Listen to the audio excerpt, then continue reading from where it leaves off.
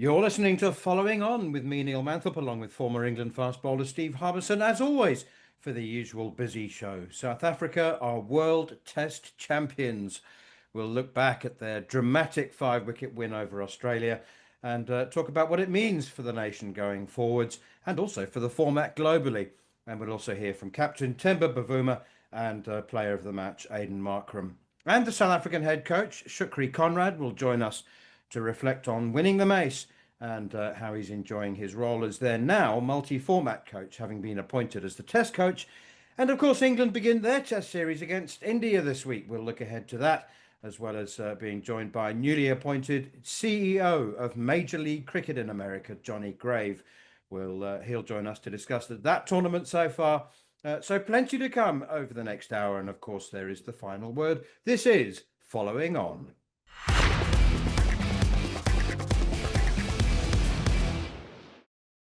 Well, South Africa were crowned champions of the world, the Test playing world, after a dramatic 5-wicket win over Australia in the final at Lord's. Harmy, so often these matches don't live up to their billing. It was billed optimistically by the ICC as the ultimate Test, and I've seen 350 odd, almost 400 of these. And you know what? It wasn't a bad title. It was a good game, wasn't it? It was a good game. I really enjoyed the game. The ultimate Test, yeah, I think the title can be a play on words. I think it was an ultimate test for the batters. There's a load to talk about in it, and I think a lot to talk about what's good about the game and what's bad about the game at this moment in time. But I think, take nothing away from South Africa, they were fantastic. It was the bowlers that really stood up on both sides. I thought it was a high level of skill, fast bowling, and I really enjoyed that. I sat there and marvelled at watching the likes of Rabada and Cummins and Stark and Geedy. I thought, and Jansen. And I know Josh Hazelwood's coming for a little bit of criticism, but I thought he bowled okay. I really enjoyed the game of cricket, that, because do you know what, man, is, like you've said before, you've seen 350 Test matches. Some of the ones that are the lower scoring ones that the ball dominates, they're actually the most exciting. They are the most exciting. I don't know about you, but the only time I was bored of the game was when Markram and Bavuma were actually batting and putting a partnership on, which looked as though they were going to and did win the game. But I thought, everything in it was huge. We can talk, and I can throw it back to you, and you can talk, like a lot of people are giving Michael Vaughan some stick about South Africa not playing anybody that comes to it. I mean, you look at you could have the FA Cup. You could have Man City win the FA Cup.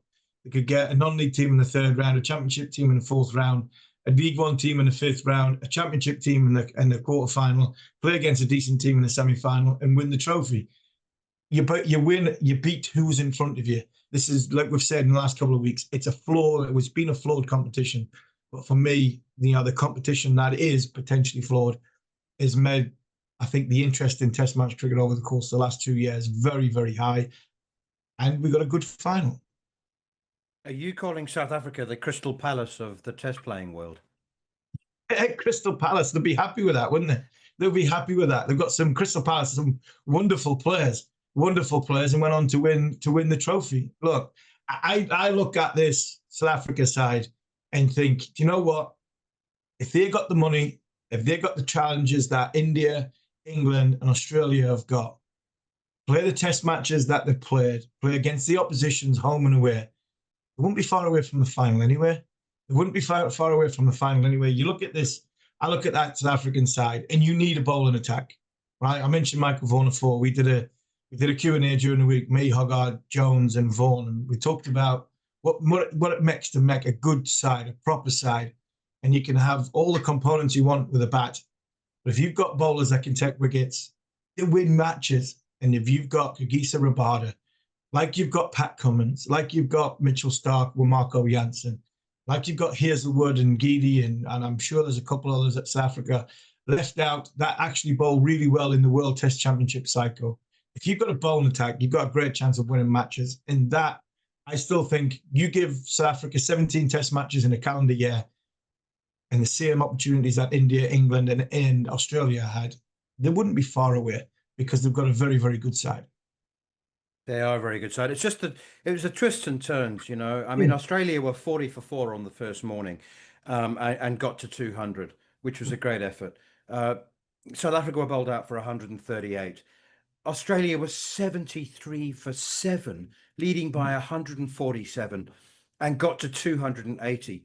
You know, we shouldn't forget that. We shouldn't forget to give them credit as well. But it's the cruel nature of the sporting world and the race for victory that will be forgotten. And then to make the highest score, to equal the second highest run chase at Lord's, the twists and turns and the comebacks, it just lived up to its billing. It was absolutely But do you not amazing. think, man, is that, like I said in the opening bit there's a lot of good things and bad things come out of this. Not bad things. That's not the right thing to say. I'm usually put my foot in it again, but that's not a bad thing. I think what we've seen is in the first innings, we've seen some ridiculously skillful fast bowling. Unbelievable. And I think what we've seen in the second innings was bowlers have been bowling 4 overs, been playing T20 cricket. And there's a lot of talk about the Australian ball getting a bit softer, a lot of talk about the overhead conditions coming out, and it was a St John's Wood sunshine. I just think in that second innings, both bowling attacks looked a little bit tired, Knackered.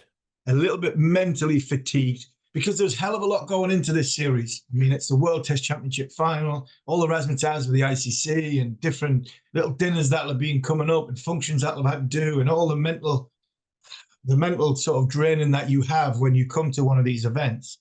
And when you've only been bowling maybe 12 overs a week, playing sort of 4 hours a day, it takes its toll. And this is my, I don't want to go back to the harp on about the England stuff I have over the last few weeks.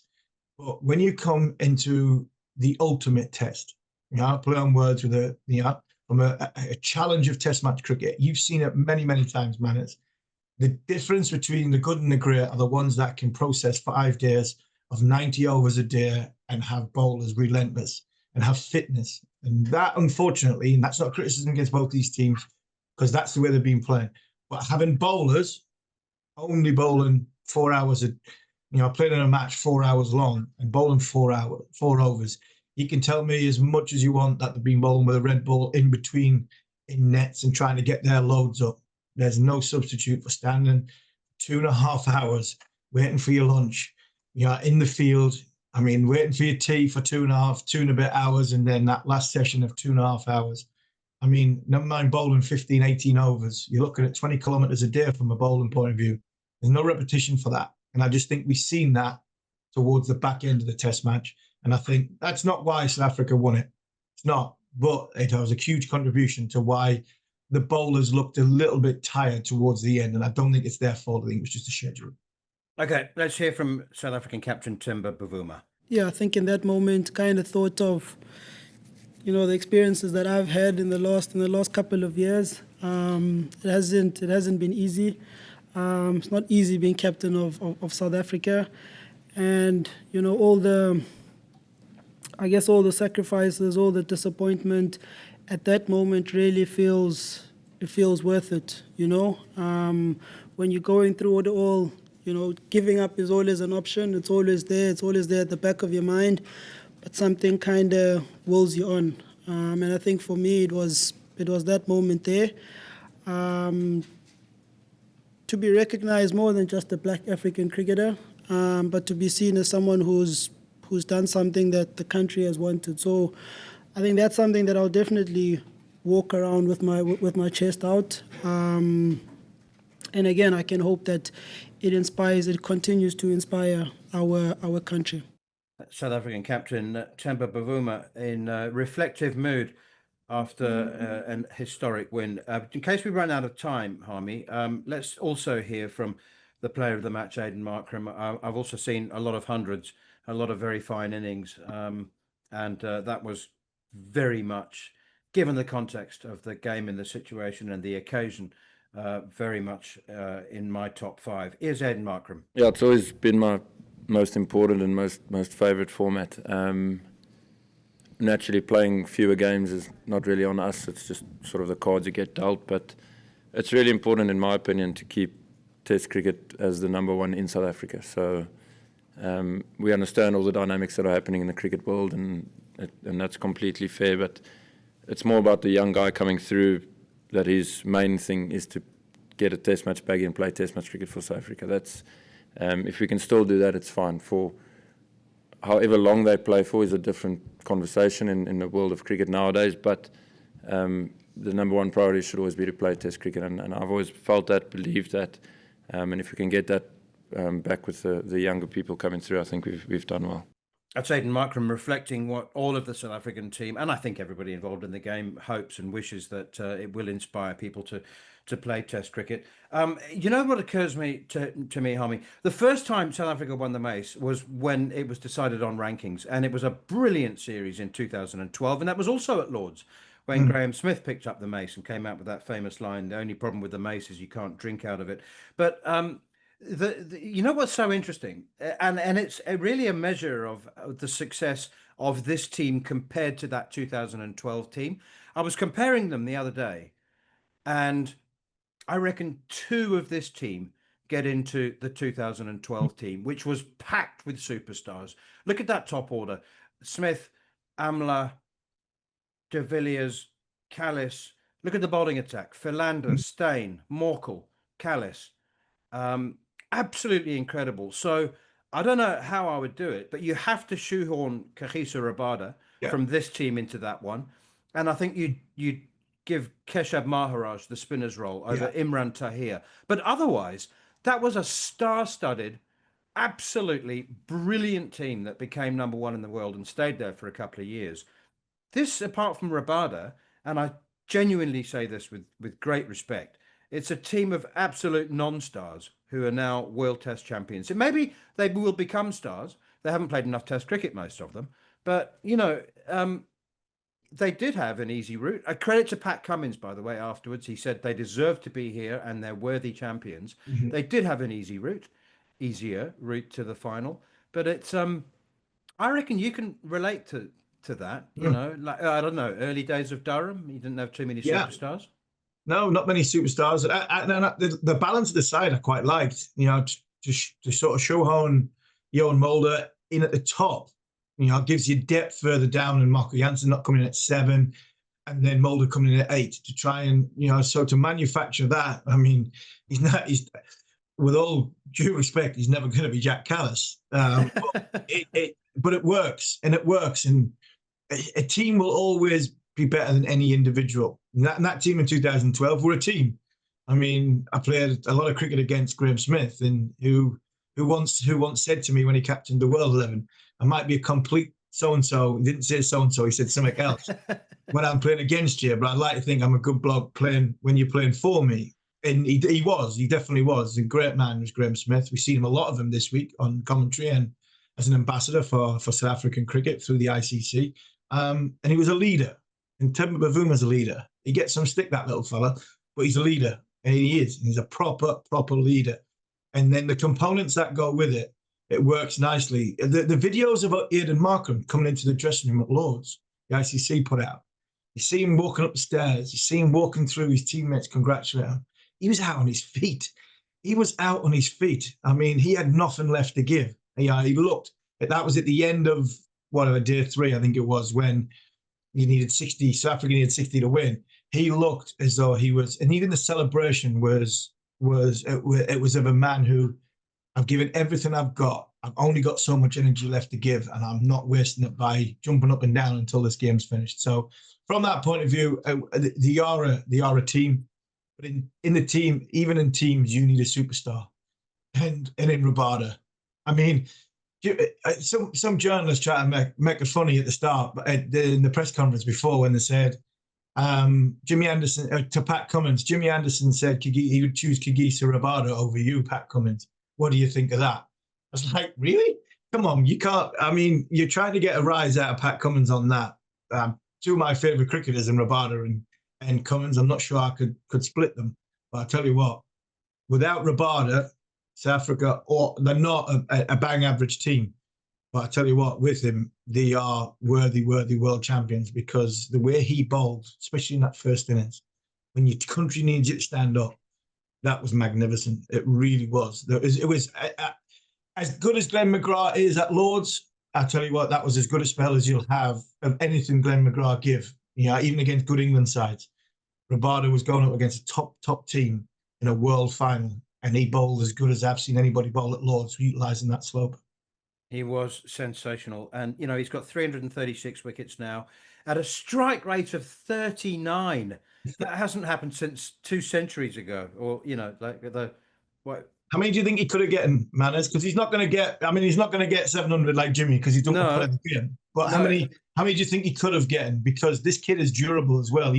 A bit like Micaiah. Micaiah used to run in all day for South Africa. Different to Donald, different to Pollock. I'm thinking of great fast bowlers that South Africa have had. This kid doesn't shirk his responsibilities. When he turns up, he bowls his overs. Do you think he could have had if he ended up playing probably the length of time Micaiah played or Sean Pollock played? Micaiah played 100 Test matches, and he's in. So Rabada's in 4th place at the moment with 336. Ntini 390, Pollock 421, and at the top of the list Dale Steyn 439. I asked Sean, and he's only played Rabada's only played 71 Test matches. Micaiah played 100. I said to Sean, do you think he might end up at the top of the list? And he said, as long as he can keep turning up, he's got us all covered. So Sean's got him down for 500 if they play enough games. I hope so. He is that good, isn't he? You're listening to Following On with me, Neil Manthorp, along with former England fast bowler Steve Harmison. Next up in part 2, we'll continue to get more reaction to South Africa's win in the World Test Championship and speak live with Proteas head coach Shukri Conrad.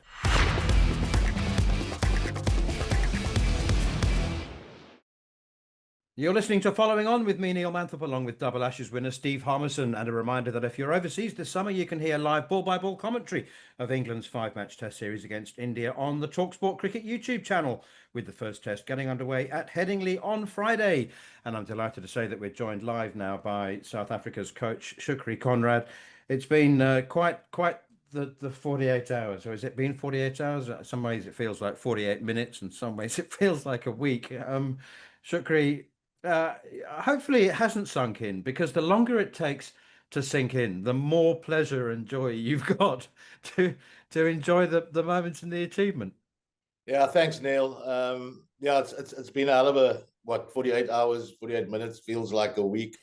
But no, things are starting to sink in, but no, I don't think we've quite realized the enormity of what we've gone out and done. Certainly judging by the response we're getting from back home, especially, I think it's a lot bigger than we actually think. And Shukri, straight to your star performers, to stand out. The two of them, but one with bat, one with ball. If you need to win big games, you have to have big characters. You've certainly got one in Kagiso Rabada, but what an innings by Adrian Markram. Yeah, I know. Firstly, KG is an absolute superstar. From day one, when won the toss and stuck them in, conditions were bowler friendly. Ended up with 5, and then when we needed to get back in the game, he got us going again. And when we were faced with that second highest chase at Lords in the 4th innings, I don't think we've seen a better Test match innings in a major game like this by any South African batter. And Aiden stepped up and he showed what he's really about. Very often he gets criticized for not putting up the numbers, but in this case the character far outweighs the numbers he puts up, and I was just grateful that the numbers could match the character in this case. Shukri, we talked a few weeks ago to yourself about what the enormity of this game was, the World Test Championship final, how much from home that everybody was so looking forward to it. You've gone and won it. You've won, an ICC, the ICC trophy. How significant is that? Temba Bavuma, what a leader in going back to South Africa, saying we want to play a lot more Test match cricket. Yeah, no, look, Temba's an exceptional leader. Leads from the back. but leads from the front with the ball, with the bat in hand.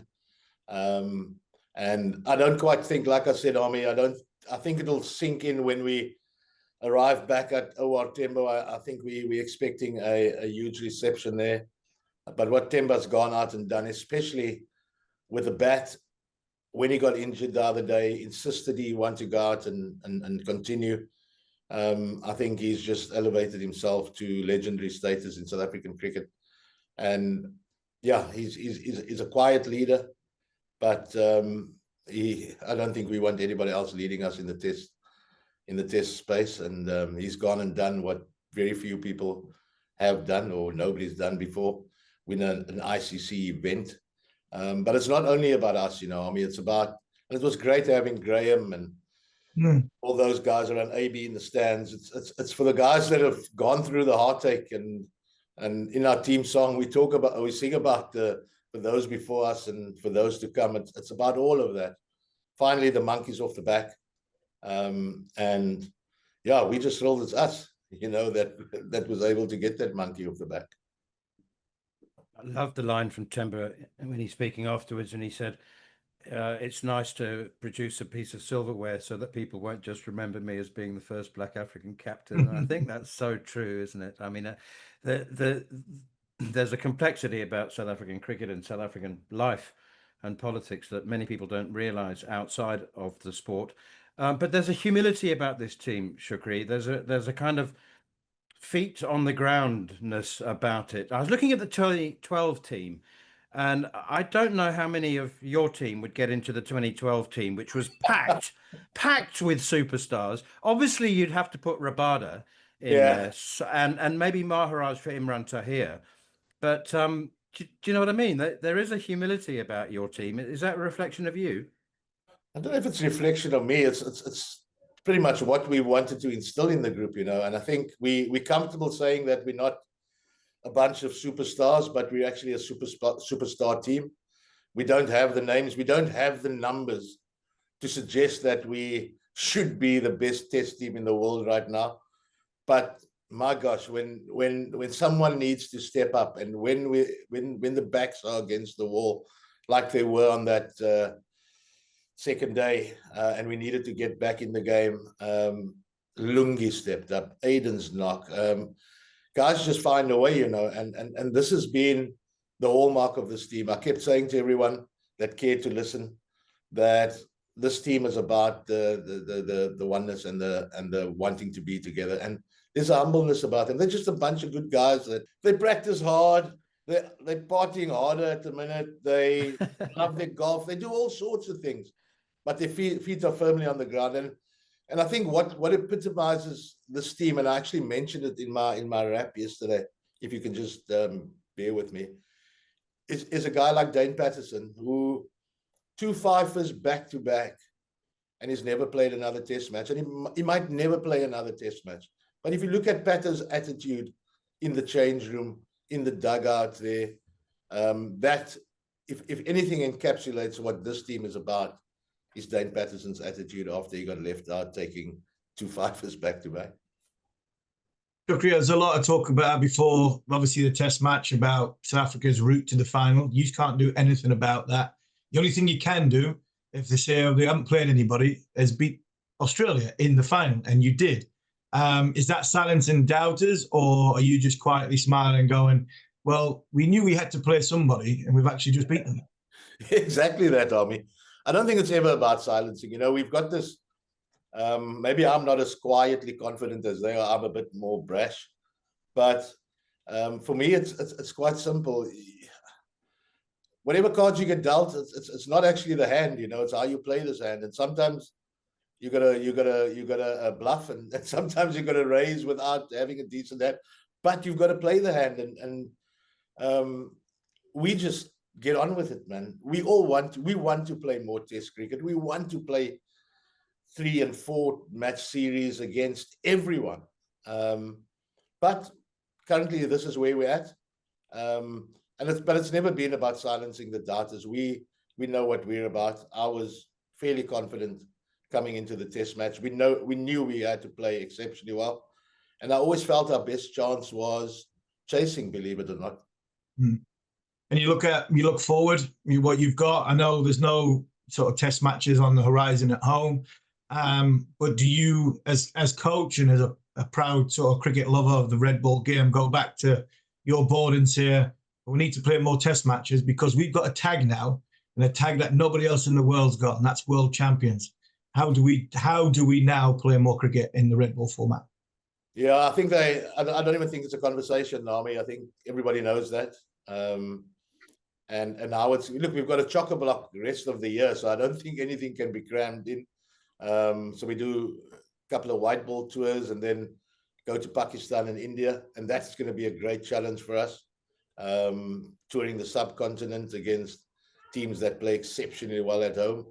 And then obviously the T20 stuff, but I think it's common knowledge, that we want to play more test cricket. We need to play more test cricket. And the good thing is, or maybe we don't need to speak about it anymore. Our actions are starting to show exactly what needs to happen. Just finally, now that you are all format coach, you can be a bit busier for a start. How difficult or easy is it to plan long term towards, I guess, the 2027 World Cup, primarily hosted by South Africa, and keeping that balance between player freshness, player earning power, that kind of thing? I mean, are you laying out long-term plans for players like a year in advance, 18 months, that kind of thing? Yeah, I think the first one would be obviously the T20 World Cup matters in February. But yeah, to answer your question, it is easier when there's only one coach, because I mean, all I need to do is chat to the players around it, and so there's an immediate short-term plan that's for the T20 World Cup, but we're starting to obviously shape this team and shape what potentially could be our squad for 2027, which is going to be as big as what we've just had, a World Cup at home. And yeah, I think it's easier to do it as the only coach.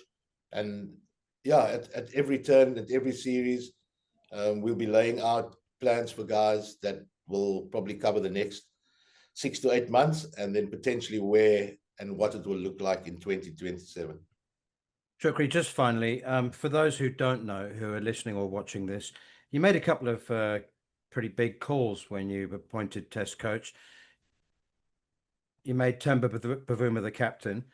You recalled Aidan Markram, who had been dropped, and you had to stitch together that team to go to New Zealand.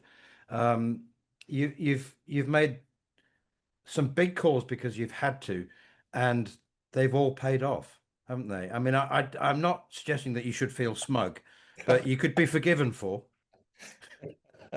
Yeah, look, maybe I just guess well, and sometimes you go on gut feeling. I've got a big gut, so yeah, things start to fall. But look, I think if you've got to have the courage of your convictions as well, to do certain things, and it's not only a gut feel; it's based on sound cricketing reasons. And if I feel this is going to benefit the side in any way, then I'm pretty comfortable making a call, as tough a call as it is, And yeah, I can sit back here and say, "Geez, how smart am I?" type of thing, but it's never been about that.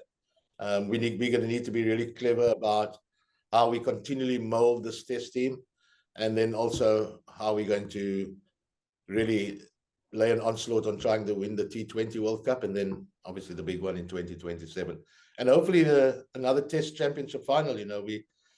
We need to become a superpower in world cricket. South Africa's always been that, and yeah, I think we're on our way there now. You spoke about how much you loved Lords after that final, and the ICC have announced that the next 3 World Test Championship finals will be at Lords. That's all the motivation you need. Gosh, yeah, no, we need to get there, and if we don't make it, I'll come in to watch anyway. So no, I don't think there's a bigger spectacle than this. I've been in cricket for very many years. Some say too long, and I've never experienced anything like this. Yes, it's obviously heightened and better when you win, But my gosh, what an occasion, what a spectacle. It's not the home of cricket for nothing. Eh? And that support you had, Shukri, was unreal. I know there was a hell of a lot of English not going to support Australia, but it was there was noise coming through my TV. It sounded an unbelievable atmosphere. It almost felt bigger than support we get when we play back home, Harmy. And I don't know if the English were there to maybe pry on who they can get to come and play for England. No. No, it was wonderful. We had a few in the commentary box. I tell you, there was a few English commentators weren't born in England in that commentary box.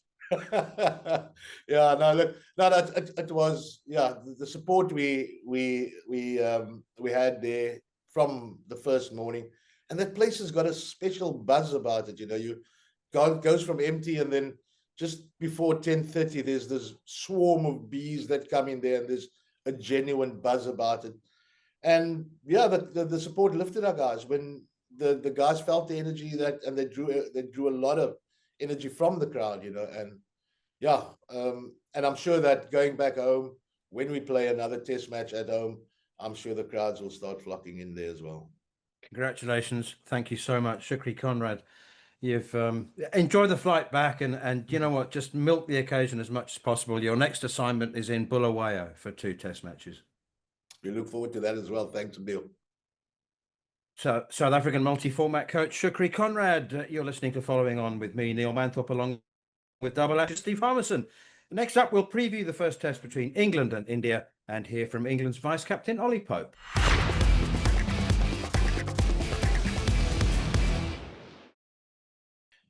You're listening to Following On with me, Neil Manthorp, alongside former England fast bowler Steve Harmison. And if you've missed any of the show and you want to catch up, you can download the podcast from the Following On feed, available via the free talkSPORT app or wherever you get your podcasts. But you know that because I must have said that several thousand times over the last few years. So you know what to do. You know where to find us. Let's talk England against India, Harmy.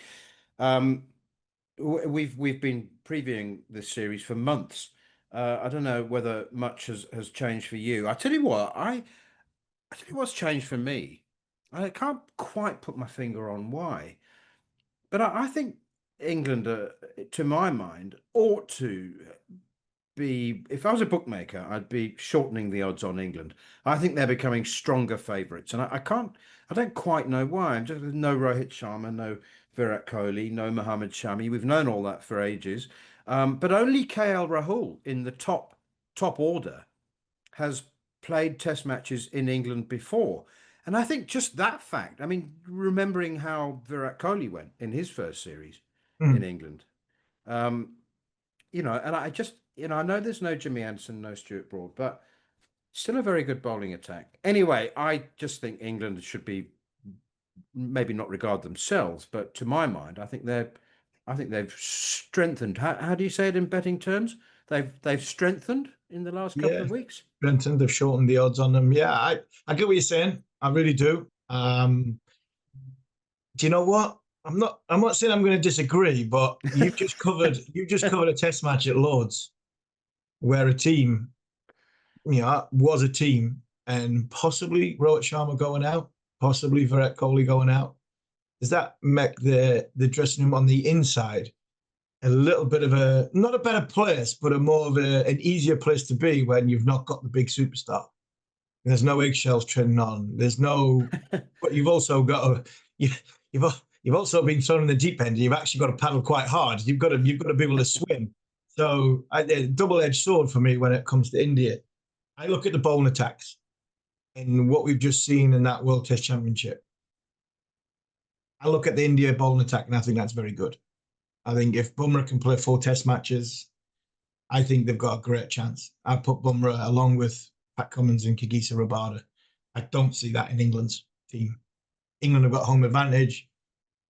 We are going to have a little bit of element of luck like we had with this World Test Championship final. I think it's whetting the appetite, the World Test Championship final, that we've got 5 test matches, England versus India, in all different types of obviously ground surfaces, overhead conditions. We're expecting a warm, hot summer. We've not really had any rain so far this summer, and I don't expect too much to come. So for me, I think it's going to come down to the bowling attack, not the batting units. It'll come down to the bowling attacks. And I'm looking at England's bowling attack. And I think England's bowling attack will be Wokes, Carse, Tongue and Bashir with Stokes. I think Ben Stokes is going to have to bowl a lot this summer. I really expect him to bowl a lot because I'm not convinced England, along with Overton and Sam Cook, as much as they're playing at home and it's home advantage, and yes, they are favourites and they should be favourites. But I look at Mohammad Siraj, Jasprit Bumrah, Krishna, Thakur, Jadeja. I actually think they've got a better bowling attack than what we've got. And that, I really do. And I'm not wanting to stick the boot into England because I really think England will win and should win. And I desperately want them to win because we need to win going into Australia.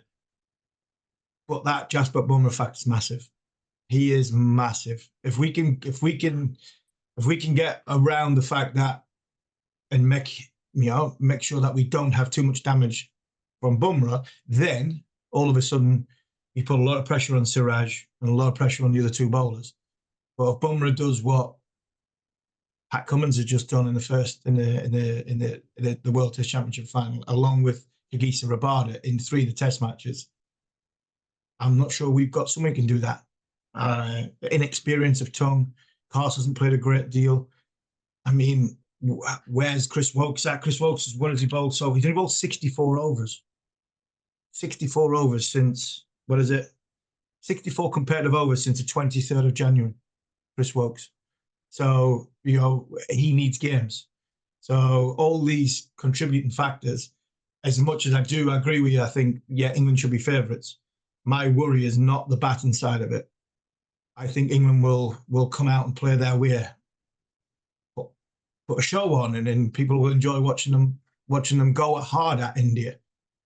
But I think India have got a very, very good bowling attack in English conditions. Thakur hits a deck hard. Siraj will run and bowl all day. I think their bowling attack is a good bowling attack. And probably the point of difference is obviously Jasprit Bumrah. We've had Jimmy Anderson in the past. He was our Jasprit Bumrah. I'm not sure we have got that bowler now in the attack that I'm picking on Friday morning. That's the one person that stands out. They will have to bowl as a unit, because if it gets flat, sun comes out at Henley, it's a difficult place to defend, and they've got some exciting batters, have India as well as England. So really looking forward to the occasion. Looking forward to the 5 Test matches. Great, we're going to be talking about it on talkSPORT. We need a little bit of luck with the elements, and we need to factor in that their one bowler who is world class. It's probably the only bowler that's world class that's going to be on stage throughout this 5 Test match series, because England have got an experienced attack, and we've got to hope that Bumrah doesn't have that golden summer. Okay, if there was conjecture about any place in the last couple of weeks, it was at number 3, with Jacob Bethel being spoken about as a possible replacement for Ollie Pope. This is what Ollie Pope had to say when he spoke to talkSPORT Breakfast a couple of days ago. As a team, we've kind of gone from a place where we got a lot of guys struggling, and Joe Root was the only guy who could actually score some runs a few years ago. So I think to have some good depth in the whole squad, and guys who can come in and score big hundreds, is great for us. So I think, obviously competition for places is always good. But no, it's an exciting time, and hopefully, we can keep going that form into this India series. Yeah, and it was 171 against Zimbabwe. That's not too bad. Yeah, it was a good start. Nice to sort of pull the shirt back on and get another 100. So put a marker down there, didn't you? Yeah, exactly. Had to be done. So no, it was a good way to start the summer. That's Ollie Pope talking about his position being under threat or not at number 3. Am I imagining this, Harmy? And you certainly wouldn't have picked it up there in that little clip. But I am getting the impression that Pope's verging on being irritated about the speculation about his position. You know what? I think you're right this time, Manners. Yeah, I'm 100% with you this one. And do you know what? I'm going to go even further. You know who's put on Ollie Pope under pressure? Ben Stokes and Luke Wright. Nobody else has put Ollie Pope under pressure, because nobody mentioned Jacob Bethel until Ben Stokes said, once he comes back from the IPL, he's going to be back in. And then he rode back at the end of it and went, no, he's going to be back in the squad. Luke Wright didn't exactly throw Ollie under the bus, but he didn't help himself, did he? So the only people that have put pressure on Ollie Pope is from within the England unit. It hasn't been from the outside. I don't think too many journalists would have wrote Jacob Bethel's going to bat 3 against India before Ben Stokes had said what he said about Jacob Bethel. I don't think anybody would. I think the telling sign was Jacob Bethel was in the IPL with RCB and he didn't come back for the Zimbabwe test. Until Ben said what he said, all of a sudden, there's the noise on Ollie Pope. Pope goes out and gets 100. Brilliant. Fantastic. Can't do anything more. Then Luke Wright goes and not exactly throws him under the bus, but boy, did he pull him back before the bus came to hit him, I tell you, because, you know, the mention of Bethel. England mentioned Bethel from a captain and from a selector's point of view. And that puts one person under pressure because Bethel's not going to open the baton, so Crawley's safe. The only person that's under pressure then is young Ollie, and I think the pressure he's been put under has come from within, unfortunately. It's bizarre, isn't it? And finally in this section, talking of bizarre, we go to a situation that I find even more bizarre, and that is the possibility that England's leading spinner, Shoaib Bashir, who took 9 for against Zimbabwe in his last test match, might possibly be without a county next summer. His contract comes to an end with Somerset, who are happy with Jack Leach. What happens if all the other 17 counties say, well, yeah, we like the look of Shoaib, and he obviously done very well for England, but our spinning ranks are replete, and we don't need him. So, what would happen in that situation if nobody signed Shoaib Bashir and he's England's #1 spinner? Oh my word! It would be catastrophic for England. But in as much as we want to make a joke, and I've been not critical. I've been I think from my personal point of view, it's always been about how he's managed by one person, and that's Ben. Different when he's playing for anybody else. Now, he can't sign for Durham because Ben doesn't play for Durham. So that's out. I just wonder, ECB have to find a place for him. They have to have a real good think. And even if they have to wait until throughout the summer, we'll see who else move. ECB put him somewhere. Don't wait for a county to try and sign him and say, right, we'll register him. Because all they're doing is looking at image rights and things like that they'll get with it. They'll have. I mean, what made me laugh, really made me laugh, and I come out with some whoppers, but I was watching, and in Somerset had the nerve to tweet that our own Shoaib Bashir is playing for a selected in the England game against Zimbabwe. A big picture of Shoaib Bashir in his Somerset game. I was thinking, you've sent him to Glamorgan. I mean, I mean, the brass face of that I thought was typical of what cricket is possibly the media teams and the Twitter, the X teams in this social media team, should we say, in this country, that they had the nerve to tweet that Shoaib Bashir in some Somerset kit when he got picked for England. It's like, you don't want him, so don't sort of say he's ours because you don't want him. You send him to Glamorgan. So for me, I think ECB have got to find the best avenue for him. I'd like to see him go and sign for a big county. I'd love to see him potentially go. I know Old Trafford's not a bit of a graveyard from a bowler's point of view, and they've got a lot of young players. But if they get that pitch right and it starts bouncing again, somewhere like Old Trafford might not be a bad place for Shoaib Bashir to go and play cricket, bowl, spin on, because it has been a good place for spin in the past. Wherever it is, to be honest, it doesn't really matter because he's going to play for England. But it's a big 12 months from that point of view, because if England lose against India and lose against Australia, then who is going to be in charge of English cricket from the head of the cricket and from captaincy point of view? And if it's not the selectors that are in now, and it's not the captain that's in now come the start of next summer, Shoaib Bashir might find himself not in the England cricket team and not have a county, which that would be catastrophic. So I think there's got to need some good planning, because we've got to remember as well, this is a young man we're talking about, and he's still learning and still developing. He's got a huge amount of qualities. And if he doesn't have a county and people laugh at him, I mean, that would be out of order. So I think it needs to be done properly by the ECB. And if the ECB have to, because they're paying his wages anyway. ECB have to say to somebody, we want him registered here because this is where we think his best development is. And the ECB pick where he goes rather than some county to come on board and potentially sort of, mess him around like Somerset did. It'll be interesting, of course, to see how much he's needed. I presume he makes the starting 11 at Headingley, but how much bowling he'll get, we'll find out starting on Friday. And a reminder that overseas listeners can hear live ball-by-ball commentary of that Test match, England's opener against India, on the talkSPORT Cricket YouTube channel. The first Test getting underway at 11 a.m. on Friday. You're listening to Following On with me, Neil Manthorp, along with Durham Hall of Famer Steve Harmison. And next up, we'll look back at an eventful first week of the Major League Cricket season and speak with their newly appointed CEO, Johnny Grave.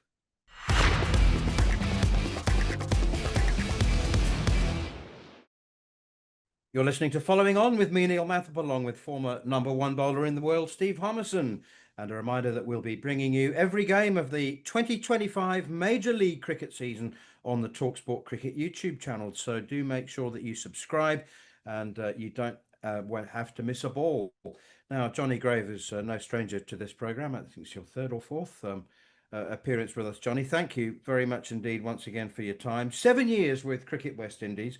You've now swapped Antigua for San Francisco, and you're CEO of the MLC. I don't know, first of all, it's growing very quickly. You've already made an impression. You enjoying it, settling in, and give us an overview of your new life. Yeah, I am. Thanks, Manus, and great to have me on again. Look, it's been a big change moving from little old Antigua in the West Indies to Dallas, Texas, where I'm now living. And we've kicked off this season, as you say, in San Francisco, the world famous, I guess, Oakland Coliseum, that's got such a rich history and heritage in US sport. And then, it was a risky, I would say, and very complex process of moving these wickets that started life in South Florida back in 2023, moved up to Nassau County, pretty fresh and green, and we saw obviously not the kind of scores that the ICC or we would have wanted for the matches in New York, but we've moved them over now to San Francisco. They're a year older.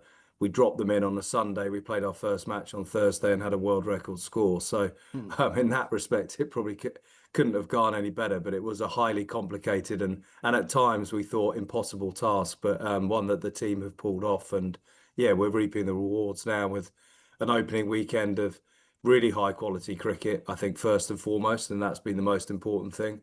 Over 25,000 fans attending the matches, and I think in the main, the vast majority of them would have had a really good experience and will want to, come back and hopefully be evangelists to their friends who have never watched cricket before and will come them back for future events. Johnny, you've been experienced in the game. We've known each other for a long time through, obviously, the PCA when you worked there. And then, like Manna said, you went to the Caribbean. You probably had an eye on the MLC for quite a while, but not knowing until you went in there. Is it what you thought it was from a potential point of view, or have you been sort of blown away by, actually, it's more than what I think it could be? Yeah, I was reminded yesterday, I've worked in cricket now 25 years. So to this month when I've walked through the Hobbs Gate back in June 2000 when I was working for Surrey. So I don't know. I mean, I think broadly speaking, I'm in a good way surprised at how established cricket as a sport is here in America.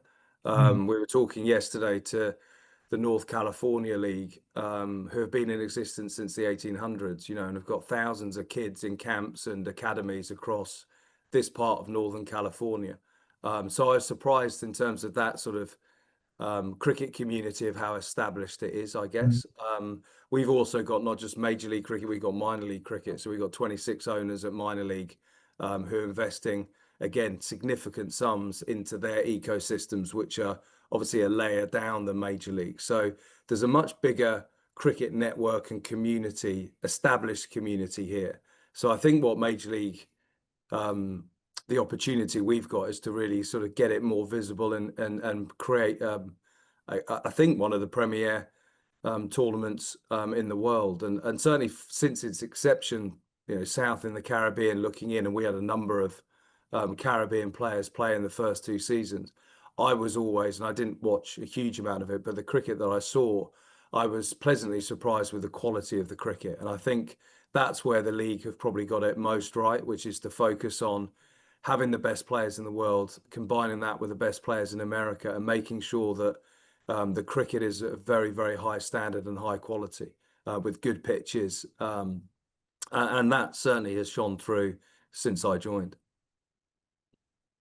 Choice of questions now, Johnny. LA Olympics 2028.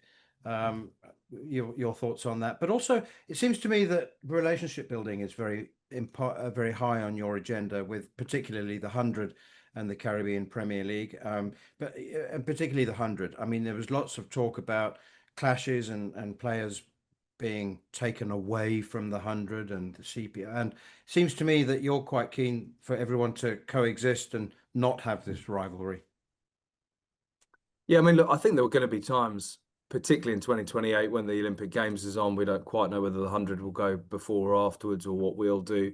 In 2030, there's a T20 World Cup again in the sort of Northern Hemisphere summer, so there's going to be some complications there. But I think where we can, we just got to be sensible. If we want to really attract the best players in the world, then we need to make sure that, yeah, we're really the only sort of sheriff in town during that 4 or 5 week period. And there is room within the summer for us to do that. I think ideally we would have a few weeks off post IPL season. We've got 3 IPL teams in our league in name, and 4 when you look at the investment that the Delhi Capitals have in the Seattle Orcas. So I think for them and us and for the fans and players to have a bit of a breather after IPL. And obviously this year, with the delay and then the restart, that window post IPL to the opening game of MLC became even shorter. But I think there's the opportunity for us to start and finish before the 100 in most years. And if there is that opportunity, we would do so.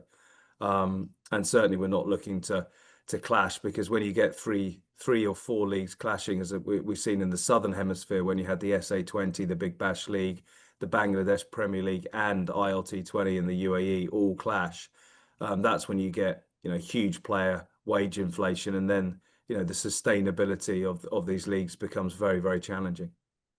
Johnny, what's the next challenge for the MLC? You've got Maxwell, Glenn Maxwell, the likes of Henrik Klaas and Andre Russellson and Orion, all unbelievable short format players. You've got them playing. You mentioned before getting the cricket right. If we get the cricket right, people will come and watch.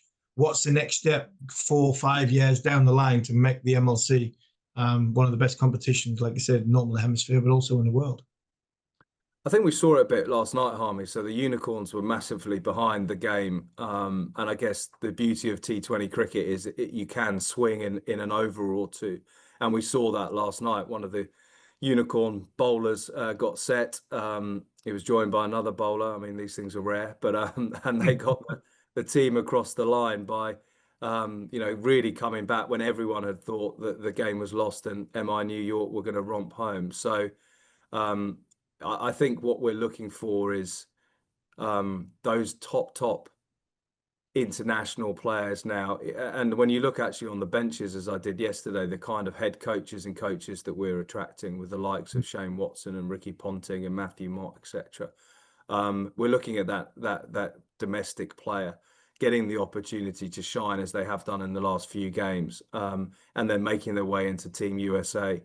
And then, Manners, as you said, with the LA Games, it's an unbelievable opportunity for cricket in America, really, to use that as a springboard to get above the eye line of sports fans here. The Olympic Games, again, I was surprised, I guess, at how big a deal the Olympics is in America. It really is huge. And when you put LA, a home Olympics, into the mix, then it's obviously going to be even bigger. And we know how much sort of the US public get behind Team USA. So if both the men and women can be in the Los Angeles Games, if we can be ready to capitalize on that and really springboard the sport afterwards, then, I think that's a once in a lifetime opportunity for us to really, capture the imagination of sports fans and non-sports fans in the US and get them involved in the game. And T20 cricket is, such a perfect format of the game, really, to grow it. It's such an exciting sport. It's all condensed into the 3 hours. And I think, therefore, we're starting to think of how we can make sure that we're ready, along with the governing body, USA Cricket, how we're ready to capitalise on that LA moment when, you know, the vast majority of Americans for 2 weeks of their lives every 4 years will watch sports that they've never ever watched before and don't plan to watch afterwards. How can we make sure that afterwards they do plan and we give them opportunities to watch cricket? Johnny, just finally from me, it was at least 25 years ago when cricket tried to gain a foothold in the American market. And now I think it has done. But can you contextualize what that actually means? And not talking about 30 or 40 or 50 years time, because nobody knows what's going to happen in the future. But we're not talking about cricket taking on or challenging the NBA or the NFL here, are we? I mean, what does cricket becoming established actually look like to you? I think it would be that the US cricket would become a full member of the ICC. They would be, you know, again in their men's and women's in the top 10 of the world in the rankings. We would have a network of maybe a dozen or so international quality stadiums across the US. And that certainly from a Major League Cricket perspective, when we've got this 4 to 5 week window, you know, we're filling stadiums and drawing really good viewing figures. And that's just for us, but obviously for West Indies and the Caribbean and Canada that are in this time zone, you know, for prime time cricket is getting huge visibility. And then for everyone else in the world, that the US becomes, I think we're already one of the top 5 media markets for world cricket. How we can probably push that to, if not number 4 behind England, Australia and India, or whether we can actually rival, you know, the UK media market in Australia and actually become the second biggest media market for sport. And that's just talking about media rights. I think in terms of, you know, new media, in terms of sponsorship, you know, Harm and I would have walked the boxes of Lords and seen the great good of UK business there for a test match. But walking the boxes over the last 2 days, we've had the CEOs of some of the biggest companies on the planet watching cricket. We've got some of the biggest CEOs investing in our teams.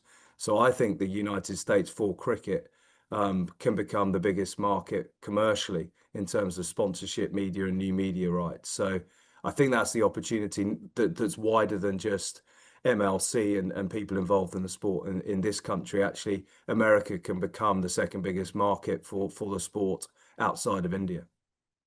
Quite daunting job that you've got. Yeah, some people say it's going to be easier than the West Indies. I'm not sure. But, you know, it's certainly, you know, ultimately we've got the second biggest sport in the world and the biggest sports market in the world, and hopefully therefore an opportunity when, again, same with that Olympic Games, this unique opportunity over the next sort of 3 to 5 years to really try and crack America, I guess. And that's what's not been done before. But, you know, we've got $1 billion worth of investment behind us. So this isn't a small project. This isn't, you know, a sort of a whim or a fancy. When you look at the roster of investors that we've got, and when I've, you know, now been in market 3 months, talking to them and understanding their visions, they're very, very serious about growing the sport, and they're not people that haven't had success in their lives. So they are hugely determined and demanding that we make cricket a mainstream sport here. Johnny Grove, CEO of the MLC. It's brilliant to talk to you again. Thank you so much for your time. We'll talk to you again soon, I hope. Thank you, Manus. Thanks, Harmy.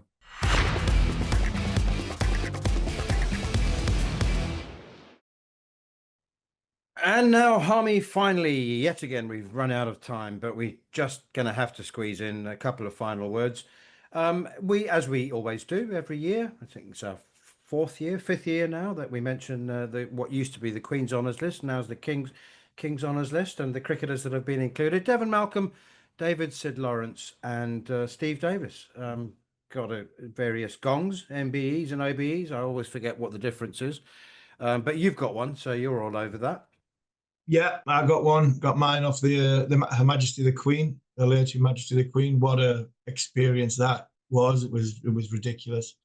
I think I went up with Hoggard and Giles. I think you go up individually, but I think because obviously the team after 2005 were given it, me, Giles, and Hoggard went up together. So we went up, we bowed.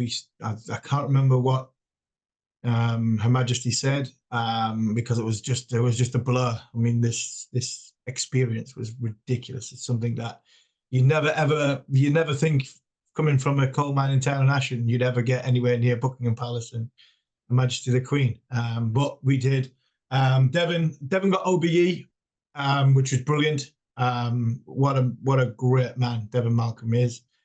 Sid Lawrence, we've seen last year some of the brilliant stuff the Gloucester lads did with Sid, who's obviously been diagnosed with MND, and Steve Davis, who was the first, I think, openly gay cricketer who came out and publicly spoke about his sexuality in a dressing room, which was again something which so brave. And Stephen played for quite a long time after he came out and made public that he was gay. So yeah, 3 very well worth the honours that were given by His Majesty the King. And it's always a special occasion when these come out, because when you get recognised like that, it's not something for me. It's something you did as a cricketer. It's more for a family name.